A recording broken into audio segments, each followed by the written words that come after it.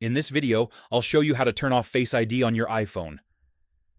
This is useful if you prefer using only a passcode or want extra privacy. First, open the Settings app.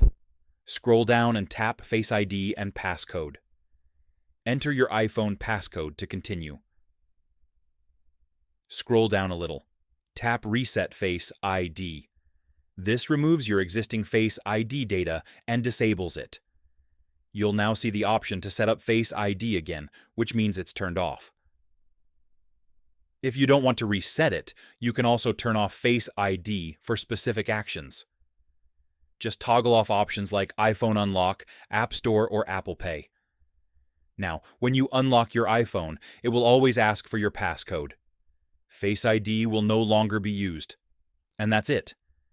You've successfully turned off Face ID on your iPhone. Like the video if this helped.